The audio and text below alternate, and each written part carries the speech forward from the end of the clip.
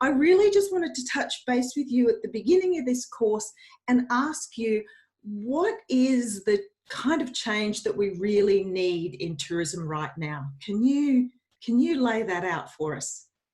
Okay, well, it's a delight to be chatting to you again. Here's the challenge for us. If the real change is to come back into harmony with the natural world and to see how life really works, not the way we've told ourselves it works, but to see it as it really works. So the first thing really is the way we currently have built this amazingly successful model of tourism is based on a set of values and assumptions that go back to basically the 17th to 18th century, the science that we had then, that nature was separate from us and that we had the right to have control over it. It was a time when people were creating machines for the first time, so they thought this was a fantastic way of manipulating and controlling what up until that point had felt very unpredictable. I mean, our world has changed so much since. That science enables us to say, well, it's going to rain at 3 o'clock in the afternoon. But no one in those days could have ever predicted what would be the weather the next day. So there was a period of science, of science and machines. And it saw as nature as completely separate and it had to be controlled. And we've taken that almost to the nth degree. In fact, that assumption is built into everything that we do today, even climate change. It's been caused by our actions and our machines in a sense. And now we think we can have even better machines, faster machines, more sophisticated machines to control it. So in tourism, we've done the same. And we've basically taken the way of thinking that was associated with all of that and applied it to tourism. So I would argue that destination is kind of treated like a conveyor belt. You know, the visitor comes in at one end and we've got all these manufacturing concepts in our head, and we target to them, we capture them, we pull them into the funnel, and then they move along this conveyor belt of transport and accommodation and events and attractions and all the rest of it, staying in your destination, happily being, you know, you're happy to extract value from them, and then they go home. And they have a great time, and it ends up being a memory, which is about as ephemeral as, you know, whatever. So can you see that that's a model based on this very mechanistic view of the world? Fortunately, science has changed all that. Yeah, I guess what I'm really interested in here also is that we've applied that kind of systems, you know, sort of industrial thinking at various parts of the tourism system. So, I mean, my area is policy and institutional design, and I, you know, we've applied industrial type thinking to the way that we've set up the organizations and the way that tourism operating systems work, but it's also in the area of how we think about, you know, accommodation and transport and all of these sectors. So how do we actually undo or unthink the depth of this kind of industrialization that we've put into tourism? Is that a thing that we can do? Yes, I think it is, because we thought it up in the first place. The difference is it was being done sort of, it emerged over time, and the paradigm has been consolidated and repeated over and over again so that it's internalized. So most people don't do these things, don't think about this consciously. But the biggest tragedy really in tourism is that, again, this mechanistic industrial paradigm that thinks everything is an object that you can look at objectively, and the best way to understand anything is to break it into its parts. So to come to grips with anything, you define it. The first thing everyone asks, how do you find this? And you can see this happening in tourism, and not just tourism, outside of tourism. I'll give you some examples. You take an adjective and you put it in front of tourism and you create a noun. So culinary tourism, adventure tourism, wildlife tourism, responsible tourism, sustainable tourism, and even I've made the mistake of suggesting there's a thing called regenerative tourism. There isn't. That's just a human construct. But because we've done that, and we can see that we've done that between, well, a classic example right now is, is where people talk about the purpose economy. All right, it needs to be discussed. Purpose needs to be discussed. But every economy has a purpose. It's almost like, let's start to unravel the words we're using and see, do they actually make sense? But they get repeated so often that we stop questioning them. So sustainable tourism, what does that mean? A lot of strategies right now actually have the term sustainable growth. That's almost an oxymoron. You cannot grow a finite consumption, you cannot consume resources that are finite on a finite planet forever and ever. You cannot grow forever. So what's happening, in a nutshell, and I'll talk about how this manifests, if you like, in a minute, but we're not thinking. We're not becoming conscious. One of the reasons I used the term conscious travel was to say we have to step back and not so much analyze, but really recognize all of the different assumptions that we've been using and asking, are they still working? So again, the other word that's seeping in, I did a presentation the other day to another destination, and they said, oh, we get it. We're always talking about the tourism ecosystem. And I said, okay, describe how the tourism ecosystem works. Do you really, I didn't want to be rude, but the point is, it's just another phrase. It's gone into the lexicon. So the most fundamental, and I don't want to just go on, but the most fundamental difference is that the assumptions of how the world works, of it being a machine, are being replaced, thanks to the very science that we depend on, to being a self-regulating living system. All nature is a self-regulating living system. From the tiniest cell in your body, through your organs, through you are a self-regulating system with an identity and a membrane and a presence in the world, all the way through to your community that you live in Brisbane, all the way through to Australia, all the way through to the planet, all the way through to this particular galaxy. It's the same pattern that's being applied. And nature works like that. And we can talk about what those patterns are called in a minute, if you wish.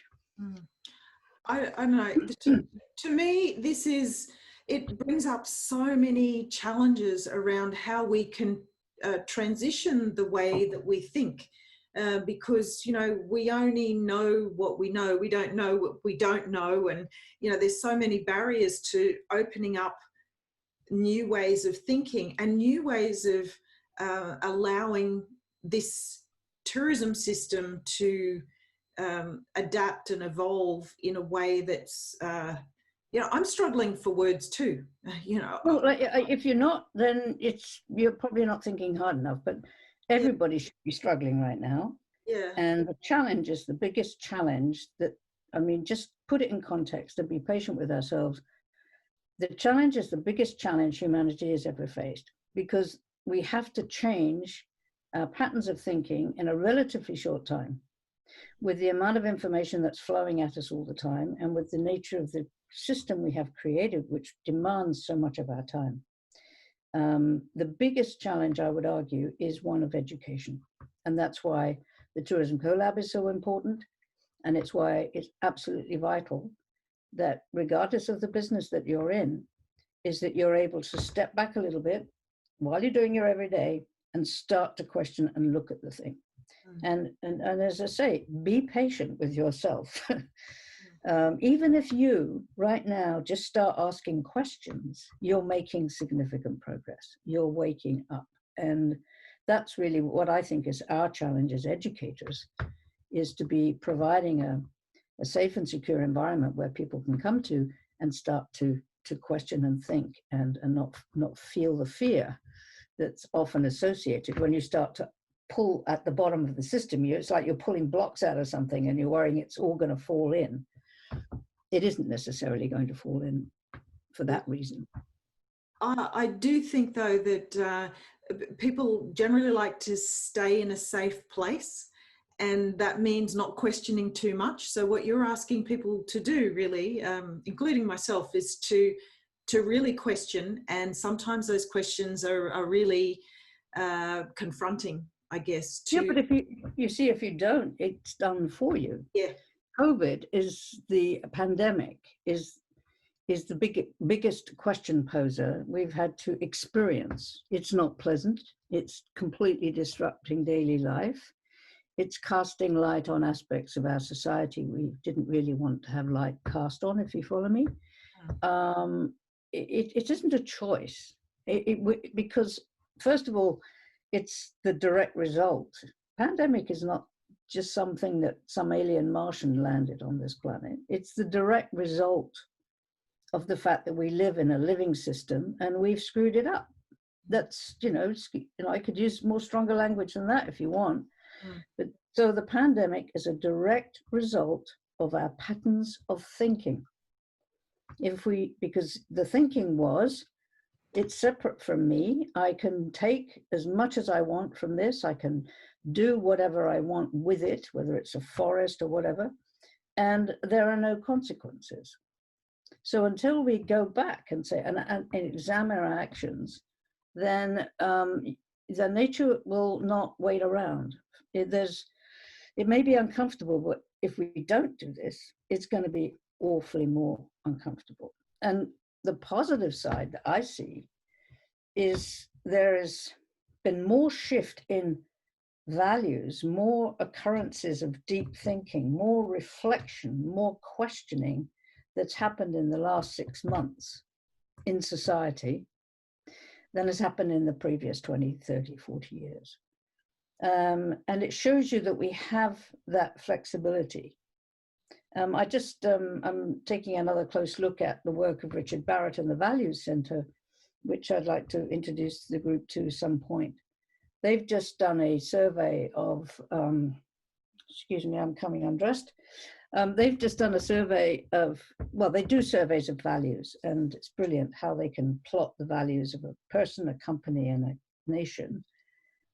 So they've done shown just how much the values of humanity, according to all their baseline data, has shifted in the last 6. It's incredible. They said humanity has never experienced anything like it. So for those people who say, oh, I don't want to do this, or I can't do this, just encourage them. Not everyone's going to start at the same pace. Those that are ready will start, and then that's how these things change. That's why I stay optimistic, because I do see a level of change that is of a scale now that we needed to, make the breakthrough. It is very patchy, though, from my observations. It's very patchy in terms of the willingness of different places to be able to want to engage, but their capacity to engage as well. And it's really interesting. There will be leaders, and there will be people who or places that just perhaps won't be able to. So, yeah, my advice there is that if you cannot drag someone into this unwillingly. Sometimes those people are the ones that are often change most dramatically and quickly when suddenly something happens and causes them to have to rethink. But it would be a waste of our limited effort and resources to be constantly knocking on the doors of people that are clearly unwilling at this point to change. That's my attitude. Let's find people or places or destinations or the parts of, well, across the entire spectrum of tourism, which is highly complex and diverse anyway. There are pockets within that of people. There are literally hundreds of people. I mean, the response that you got to, some of your work in the collab is much better and different and more robust than it was 6 months ago. And that's not because you're saying anything necessarily differently. It's just there are more people hungry for something different. Yeah, definitely. Let's focus on helping those people, and they will have a network. And this is how paradigm shifts happen. That you can't market this. That's the other thing I try and get across to tourism destinations. You cannot market your way out of this problem right now. Yeah, absolutely.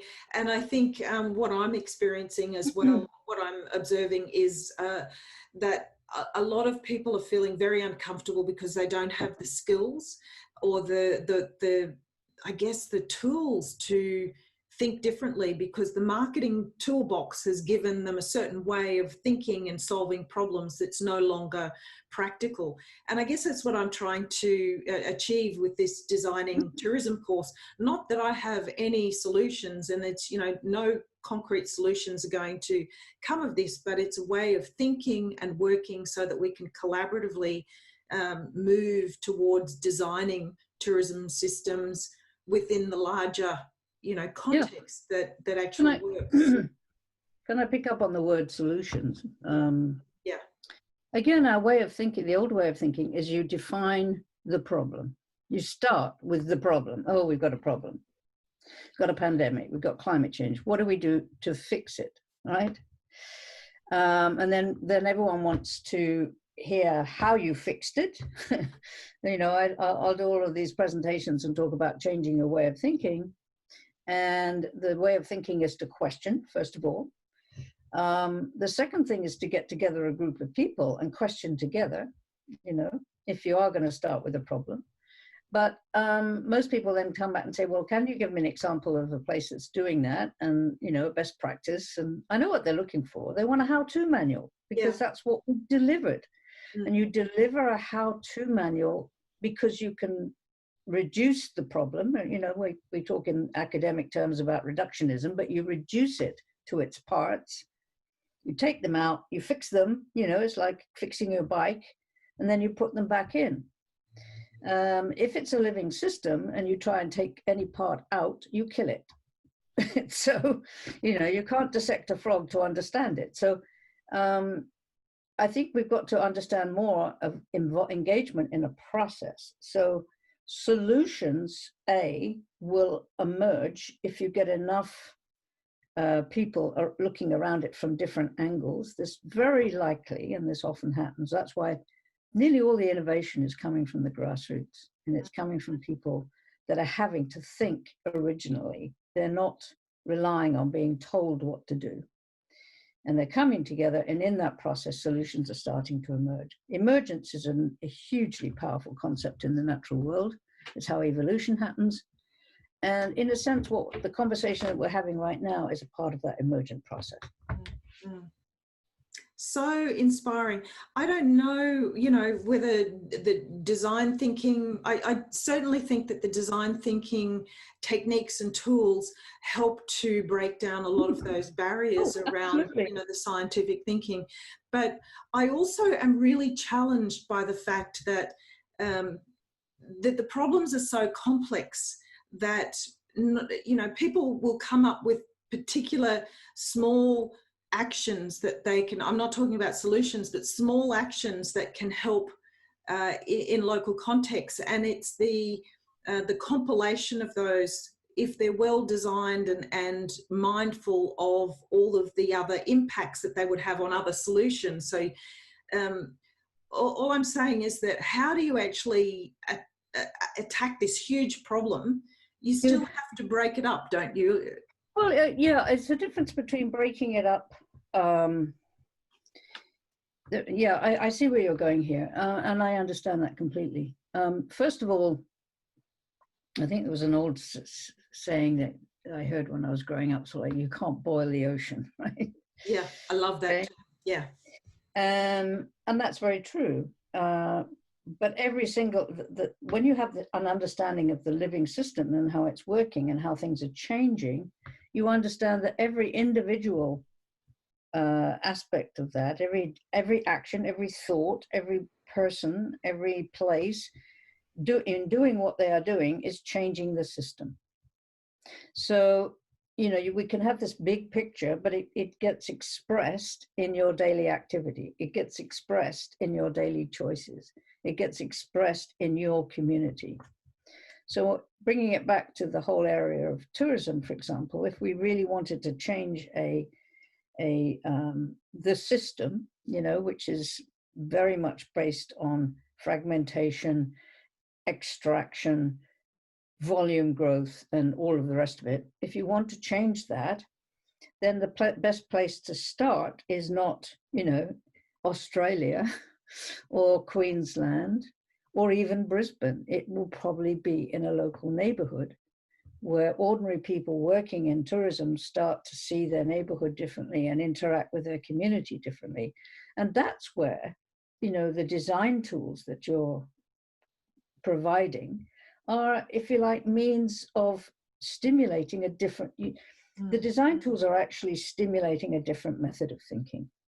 You're not telling people how to do it in this neighborhood, are you? No, You're saying, I can't. No, you can't, and you wouldn't even pretend to, but you can say, these are the tools, all right? And the other principle is that, I don't know the names of neighborhoods in Brisbane, so I can, but in neighborhood A or town A or whatever, there are a completely unique set of circumstances. The mix of people are different, the land is different, the history is different, the political jurisdictions are different, the governance is different. So what we need are ways of approaching. The word tool, again, is unfortunate only in the sense that it implies something you can tweak and fix. Yes. But we need different frames, different questions. I mean, the most important thing is to learn how to question, how is this really working? Who is really in control here? Where is the money flowing to? Who's in power? So, and then really recognize that you've got some fundamental principles. This is why it's so fascinating, because look around you at the complexity and beauty and order of planet Earth, the sheer diversity, the literally millions of species we don't even know. We haven't even had time to name them all. We know we're killing off a lot of them, but the complexity is phenomenal. How did that happen? There was no designer. There is an intelligence. Some people call it God. I call it just the intelligence of the universe. But it's based on, a relatively simple, relatively speaking, set of principles about how life evolves. Now, imagine we really can understand those evolving principles and then say, okay, well, if it worked to produce all this beauty in 3.8 billion years from a tiny little algae cell, maybe we could use some of this. So we go from, if you like, seeing the world differently to seeing what our purpose is, which we can talk about in a second, to a set of principles, right, about how the world really works, and principles of how we want to work in order to be fully human. And then we go into a situation and we ask, and this is the beautiful thing about the whole regenerative thinking, we don't actually say what's wrong and let's fix it. They say, what does this system yearn to become? Because built into everything, every cell in your body and every person is this yearning to become, to express, to evolve. Yeah. And that's what I love about this, because it's informed in part by the things we've learned in the human potential movement, but that's just a recognition of what's occurring naturally. Everything in nature. That's why there's this, we're driven to have this, frankly, this sense of connection and belonging, because we know in that, things evolve. Yeah, so that's why I'm excited about it. And you're doing exactly the right thing. We may use slightly different language at times. Look, I must admit that I really struggle with language, because I can hear some of the language that I use and the terms that I use. But, you use these terms because other people are familiar with them. But I use them, sometimes I use them. So I talk about tourism ecosystems, but I talk about them in a very different way. And you stop and you say to me, what do you mean by that? And I have to explain that. And I realize that a lot of the terms I use, like, user-centered design. So design thinking is often called human-centered design or user-centered design. But for me, I've always as an environmental planner, I've always thought that nature is a user, and we have to put nature in the center of the design process.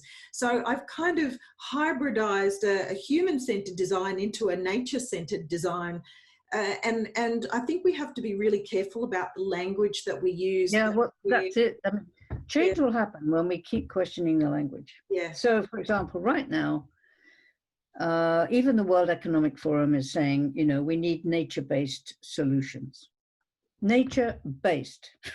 Yeah. But there's still this assumption underneath a lot. And then when you see what happens next, it's all about, well, the whole pricing ecosystem services is a classic example of an old system trying to come to grips with this. To me, that's a disastrous path to follow. It isn't that there's any separation between us and nature. We are nature. Nature, you know, we are natural human animals, you know, we're part of it.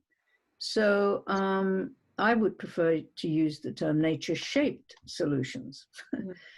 In other words, and again, I'd rather get rid of the word solutions. How do we just literally, how can we let the natural world, as we're just beginning to understand it, become our teacher, you know? And again, if you go back to Indigenous people, an awful lot of my thinking and that of anyone involved in regenerative thinking is so in alignment with the values and the ways of operating that the Indigenous people have around the world in their own unique place-shaped ways.